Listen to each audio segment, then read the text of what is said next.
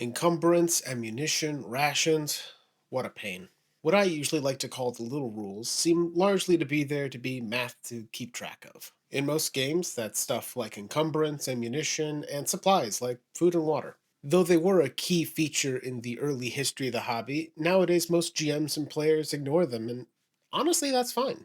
Some systems don't even have rules for this sort of thing, and other times it tends to be uninteresting accounting.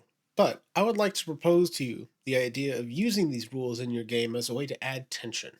In first edition D&D, keeping track of your supplies, knowing where they're at, how much they weigh, where you're going to spend them, that was a big deal. It was a significant chunk of the game, in fact. That's why I believe D&D was considered a nerdy game. It was never the elves or wizards or swords. It was that you had to spend so much time figuring out how many mules, hirelings, carts, rations you needed to carry to get to the dungeon and then back with all of your treasure. How much food do they all need and how much does it weigh? Do you need to hire an extra hireling to carry food for your hirelings? How many hirelings could a hireling hire if a hireling could hire hirelings? Oh, yeah, don't forget the 600 pounds of golden treasure for the trip back. God forbid if it's in a smaller denomination. Silver? Copper coins? Electrum? How much are those worth again? And we haven't even touched on what happens if you're attacked by bandits or monsters. Can you imagine the true relief in finding a bag of holding? Now, I might be a weird one, but I can see the fun in figuring this all out actually. I love games like that. This type of resource management creates a central question of tension. Should we push forward further into the unknown or go back and claim our spoils? It certainly scratches the itch for a certain kind of player who loves a nice, clean spreadsheet. Hopefully, you have one of these kind of players if you played the Tomb of Annihilation module, which is a callback to this kind of adventure. Someone's got to do the math on when you can go forward and cut ties and run. Wizards need to restock on spell components, which you are keeping track of, right? Arrows need to be refleshed, armor repaired, potions bought. Each excursion is a test of planning and resource expenditure. You might be familiar with this kind of play loop if you play roguelike games, stuff like Elden Ring, Darkest Dungeon, or Hades. That whole genre is named for the game Rogue, which is inspired by Dungeons and Dragons, amongst other contemporary video games of the time. It's meant to emulate this kind of experience. However, most modern TTRPGs are steering away from this kind of a thing, making it easier to onboard new players, making the actual gameplay smoother, and it doesn't feel like you have to have a meeting with your tax guy before every adventure.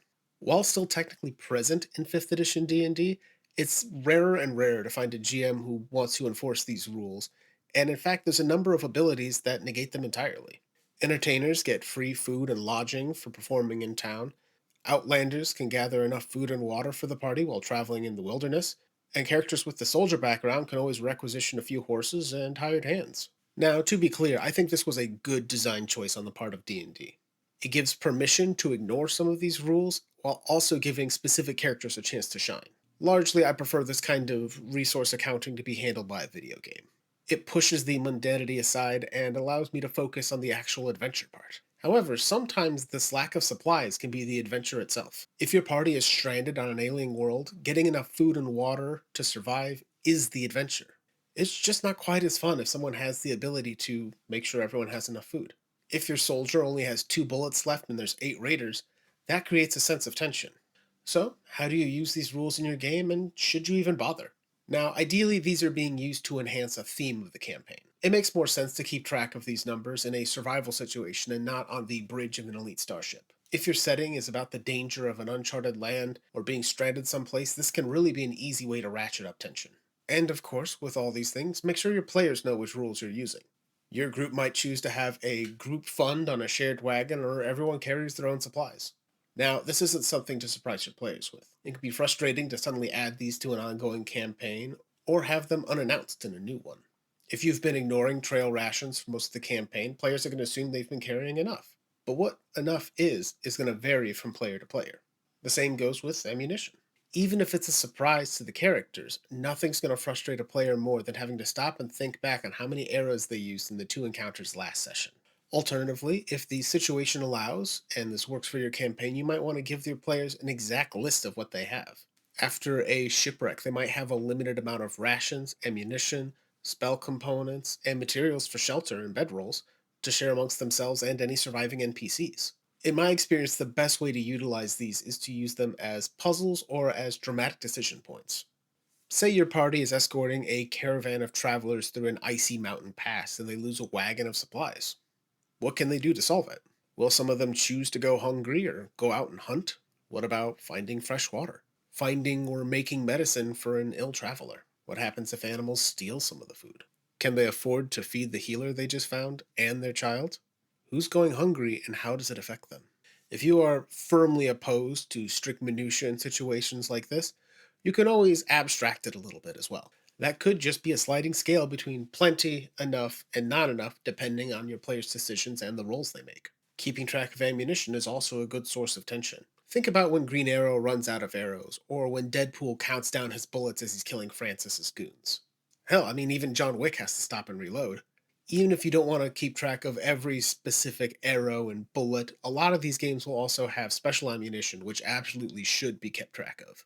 If the gunslinger in your party is only carrying explosive rounds, that should get expensive pretty fast. And those ammo pouches are mighty fine targets. Bad guys can be smart too. Encumbrance is something else players should keep track of, even if just loosely. It's a limited resource and can create dramatic decision making moments. I know I'm not the only one who's forced to make that choice in Skyrim between my loot, valuables, and that sweet, sweet dragon bone.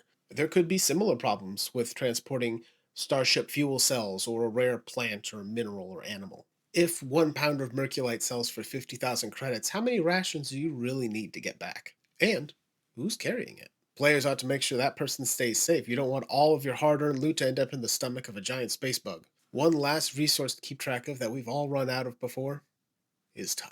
All of the above resources can be worked around, given enough time. You can always hunt for food, craft ammunition, make multiple trips to carry something. But when you have a set time limit until something happens, that's what ups the stakes. Sometimes it's self reinforced. You don't have enough time to craft more arrows in the middle of a combat before the enemy shoots you back. Sometimes it's a little bit more broad. If you have 20 days worth of rations and 6 people, you have 3 days to find more. Or you have to start deciding who's going to go hungry. What are you going to do in the meantime to make that last as long as possible? If you fall short, who's going to take the penalty? In another example, maybe wild animals are descending upon the camp and the party has to move to higher ground. The barbarian can certainly carry more stuff, but it's going to weigh them down if they have to fight. What gets left behind? Always make sure the consequences are clear and let your players make the hard decisions. While these rules might not suit every system, every GM, every campaign, they can be used to create dramatic stakes, meaningful choices, and consequences for those choices.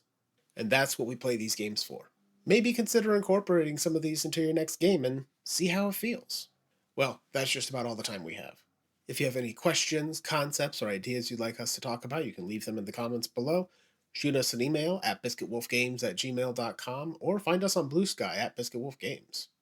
You can also find our own RPG supplements and games at our itch.io or at DriveThruRPG under the Biscuit Wolf banner.